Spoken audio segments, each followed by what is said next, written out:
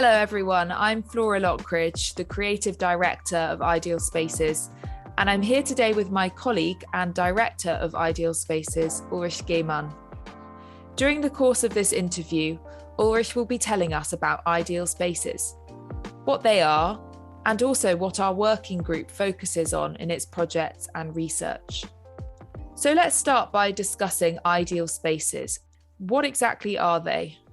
Ideal spaces are not only about spaces which are ideal in the word's common understanding as spaces perfected or even utopian, and having the hidden connotation these are spaces never to be reached or realized. It is more. Essentially, an ideal space is a space imagined, no matter its content. And of course, such spaces are very often utopian in the sense that they embody imaginations about a better place to live in. But it does not mean that they are unrealistic or just hazy dreams. Very often these spaces had been and still are today expressed as concrete architectures. These spaces are about what German philosophers called a konkrete Utopie. A utopia not only expressed as a design space that is intended to become a better place for humans to live in, but also a space that is intended to be realized and not just remaining a dream, to become reality. And so does the work of Ideal Spaces focus purely on utopias then? No, ideal spaces relate to utopias and architecture, but this is not a whole story. Since another aspect of an ideal space as an architecture relates to the very notion of architecture itself. Architecture has to be understood basically as organization, as a planned and deliberately built structure to order human life.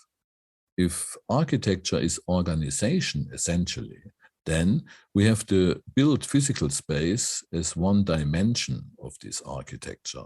But another dimension, equally important, is what we do not see, what is not physically built, but nevertheless forming the everyday life world of human beings. Take the organizational architecture of a state, for example, or of an enterprise. These are architectures too, fixed structures that regulate, despite not directly visible, the life of humans. If we take architecture as organization in these terms, then every deliberately planned organization is per se an ideal space, an imagination, expressed as a concrete conception of how processes shall be ordered, shall be organized, processes of work, of traffic flows, of any kind of dynamics that shall be ordered. And this makes up our life worlds in their total. And this makes ideal spaces practically relevant. The plan of the organization becomes reality. After it has been implemented in real life, it starts to mold concrete life worlds in their concrete terms. As an individual, I'm living inside the terms of a statal organization, for instance, an organization that influences my concrete life. As an employee, I work inside the terms of an institution that determines my life to a large degree, and so on. So there's a lot to do with the relationship then of these two dimensions of architecture. You've got the visible aspect and also the invisible parts. Could you tell me a bit more about that relationship? Now, this is right. The visible part, the built space as we see it, either as a plan or model or as a physically built environment, is a symbol in its literal terms. It stands for ideas behind it, is a representative of these ideas in the full meaning of representation. The built visible architecture is a conceptualized form of these ideas behind. To give examples, the headquarter building of a multinational corporation expresses certain ideas. It expresses understandings, basic understandings of what this corporation is and has to be. The visible building is an emanation of those ideas, poured into the gestalt of that concrete headquarter building in front of our eyes. When looking at a building, we can see the spirit of the entire organization behind it. Or to give another example, an ideal city expresses certain ideas of what humans are as such. This is the question of a so-called conditio humana, or general human condition, and how the space or spaces have to be that are in line with such an human condition. In these ways, architecture always refers to certain central ideas underlying it, either explicitly or mostly in an implicit manner, as basic leading assumption of what a proper architecture has to be. In its essence, it's the question, which kind of architecture for which kind of human beings? And in this way, every architecture has to do with these basic assumptions. Tell me a bit more about this idea of basic assumptions. So you're saying that behind every building, there's a certain character or underlying ideas that formulate how that building has been constructed? Yeah, these ideas, these basic assumptions, mostly have a long history and are rooted in the cultural heritage of the respective culture.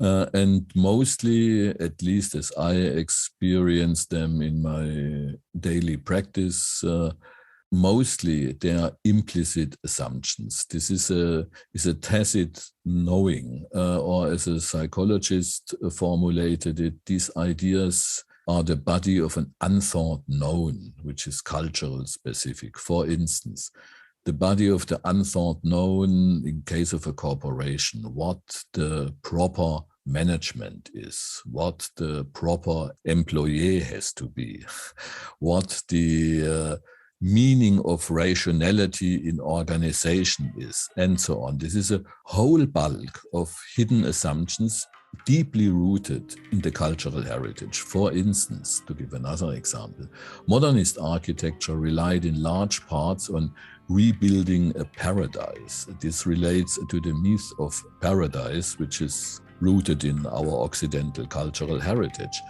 And the architect Mies van der Rohe, for instance, said at the beginning of the 20th century, if we take a little care and if we work a little bit more concentrated, modernity is possible to generate new paradises. This was an explicit saying. And in this way, every architecture, also everyday architecture, relates on certain cultural heritage and its ideas, and related to that on certain assumptions about the human conditions. And this was the question, which kind of architecture for which kind of human beings? And so if we're to understand architecture in this way, namely this idea of organizing and symbolizing, so a space actually symbolizing these mindsets, what exactly does Ideal Spaces Working Group focus on? How does it bring all those ideas together in its work? Since these ideas evolved or having a history, our work is about the history of ideas in literal terms and their conceptualized expressions in visible architectures, of ideal spaces as ideal cities, of single buildings, of any other form of organization. Bringing to life the history of imagined ideals manifested in imagined or realized spaces is one major field of Ideal Spaces Working Group's activity. And then to show the link to modern concrete projects of organization and of architecture in its common understanding in particular, which are shaped by a reading of social conditions on the ground and, of course, a desire to improve quality of life through the making of space. Because an ideal space in its essence, in all its history of ideas, of conceptions laying behind it, an ideal space in its final essence is placemaking. This relates to long discussions about the relations between place and space, also in cultural anthropology, in architecture and related disciplines. And it relates to a very old notion embedded in our cultural heritage, the opposition between topos and spatium. Also topos, the Aristotelian term of topos, relates to the concrete place. It is a space lived by concrete human beings where they can interact, where they can live, play, work, and so on. This is topos. Spatium is an abstract concept, and a large part of the Occidental history and of the history of architecture in particular was concerned about creating spatium. Spatium is a Roman concept refined by Descartes and later on. And it means an abstract space. This is a space that could be anywhere and everywhere. For instance, if you take the grid pattern, you can pose a grid like a net on every reality you are encountering and to obey to a grid. And this is an abstract concept. This is geometry in a literal understanding. The spatium has been the concept of the modernist architecture in large parts. We need abstract spaces posed into reality, and then the abstraction becomes a reality. For instance, if we take this example of the corporation again, the corporation's organization, its architecture, is an abstract one, independent from the concrete persons who are working in this corporation. The job is important, as the place in the net of the grid of the organization, independent who, as a concrete individual, as a concrete human being, is occupying this place. The grid counts, the abstract space, the spatium of the organization, and not a human being. And these relations and their history, their evolution and their emanation in concrete forms, for instance, in concrete forms of several ideal cities designed in the Occidental history, is very important for not repeating mistakes of the past. And therefore we have to tackle and to detect and dig out in our projects and show in our projects this body of an unthought known, which shapes realities. And therefore, these evolution lines relate to recent concrete architectures is very, very important if we want to generate better human communities. And today, we are good advised to do so. It's a concrete question and not just utopia. We are reaching as a 10 billion people is the worldwide population. The majority of this population already today lives in large agglomerations which are called cities, but in fact, which are no longer cities. They're just urban agglomerations. And the majority of these people, again, in these agglomerations, is living in slums. Also imagine what this means for our understanding about the human condition, the conditio humana of the majority of the world population today, and how architecture can contribute to make a better place for humans. And therefore, we have to consider all these contexts, the evolution of these ideas included. And there are so many different contexts and ideas then to kind of hold in a project. So could you give me some examples of what exactly Ideal Spaces Working Group is doing to keep track and hold and also educate people about these ideas? Yeah, for instance, one example is now our workshop to come in the Venice Biennale. We are making in the Italian pavilion a workshop about resilient communities. And here we outline, resilience is a new buzzword, not meant in a negative sense. And resilience means to spring back to a former state of identity and stability, or to transform into the future into a state of identity and stability. And this very notion, these ideas behind the idea of resilience reveal it's about community on the one hand, and on the other hand, it's about utopia. I can only be resilient if I'm referring to a former state in the past where I had identity supposedly, which has to be regained again. It's like the paradise myth. We had the paradise lost, and now we try to regain the paradise. So this is, let's say, the mindset core of resilience, and this relates to our cultural heritage, outspoken or not.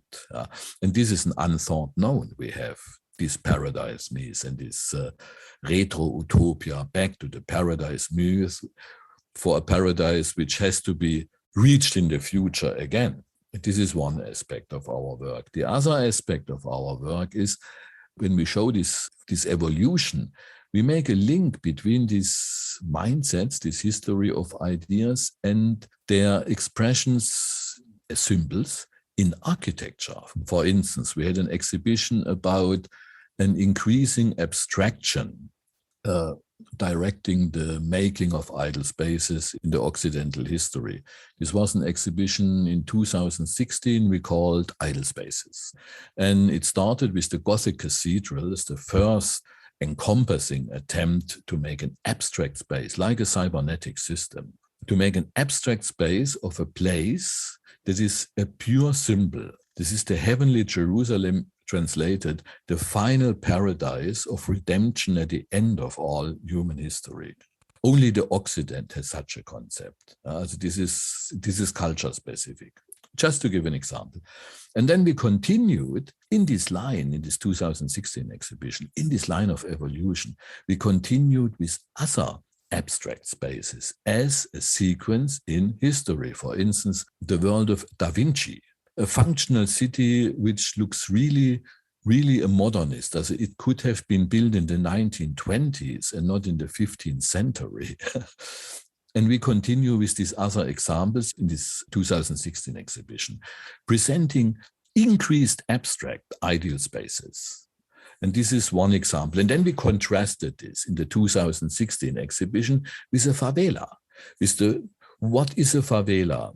It's the place the majority of people will live in today, as mentioned. But moreover, a favela is an attempt where people try to make their own environment. The classical ideal space has been constructed by very few people, and very few people in power who ordered the ideal space in question, or who allowed the constructors, the architects of the ideal space in question, to plan or to make it.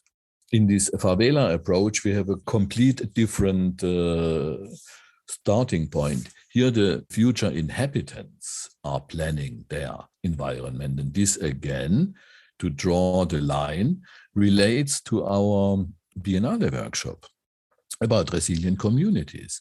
Here we have a new kind of resilience if many people are planning their utopia and not just a few. Just to give some examples of our work. Yeah, that's brilliant. And what is the focus of the Ideal Spaces exhibition in Miami? The Miami show presents two examples of ideal spaces for communities. One example is our one, so we made in the Ideal Spaces Working Group. It is a deliberately fictive world. We called it terrace world, where on different levels, on different terraces, different communities are developing. And each community can develop its own culture, so its own identity over time.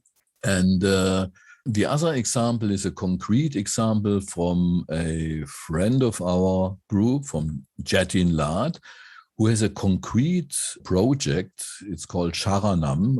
It was in a rural area, also in a very, very, very adverse condition as a starting point.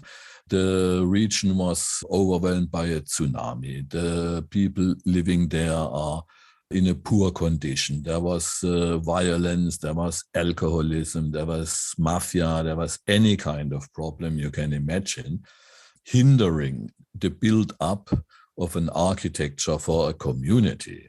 But Jatin succeeded.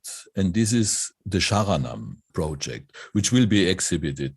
And these two examples are related to each other. And we try to combine this with a symposium. So we held with the FIU and with Professor Nepomuk and others to reveal this relation between resilience, community, and concrete placemaking.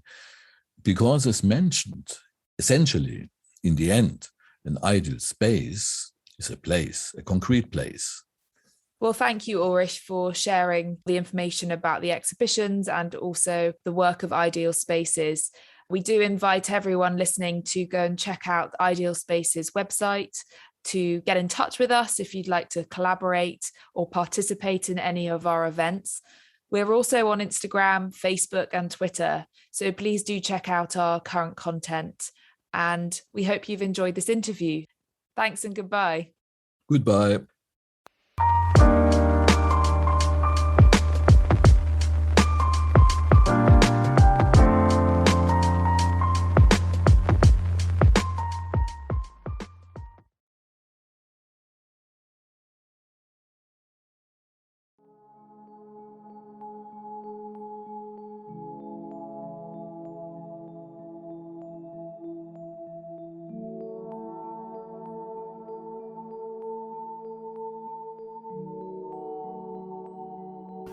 Welcome to the utopia we call Terrace World, a place where inhabitants can create an ideal space and build a more sustainable future. A topos, in the Aristotelian sense, is a community, a flexible organic structure composed of 3 levels: a ground level for agriculture, transport, and other infrastructure, and 2 terrace levels for community living. Is the terrace world an architectural, abstract dream space or an achievable concrete space? Of course it's feasible. As opposed to the neutral Roman Spartium where most of us live today, it is a space where life takes place, a concrete community space. The entire structure allows for adaptations. New terraces can be added. Existing terraces can lay idle as natural ecosystems become redefined in their use as agricultural fields or gardens. Whatever the communities want and agree upon.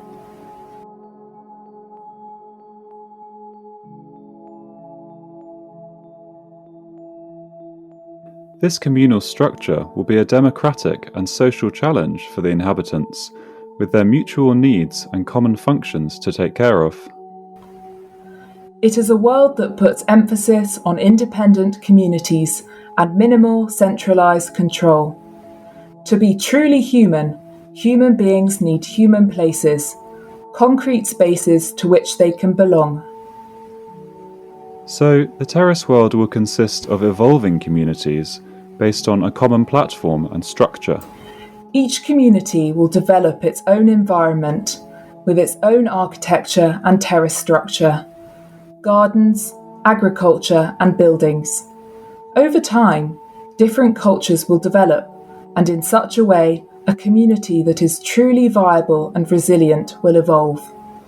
It is not just the individual that has to be liberated, it is the community as a whole, which then leads to the development of positive human traits.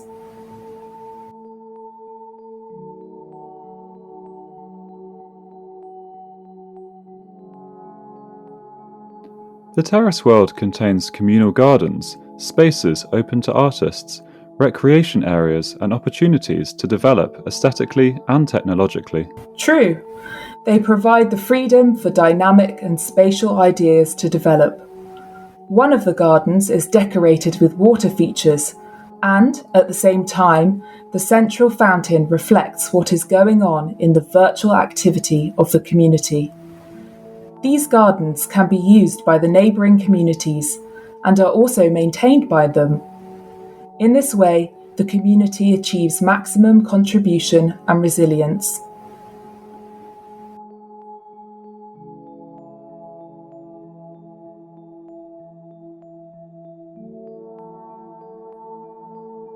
Humans make up communities, willing or not, planned or not, and these humans hope for a better or more human living space in the future. They are striving for these ideal spaces in the present. Ideal spaces are ideal in the sense that they are imagined. In the terrace world, we focus on places for a truly communal style of living. Therefore, the architectural shaping and use of space is up to the community, and centralised functions above the community level are kept to a minimum. We prioritise human well-being as well as the built social environment.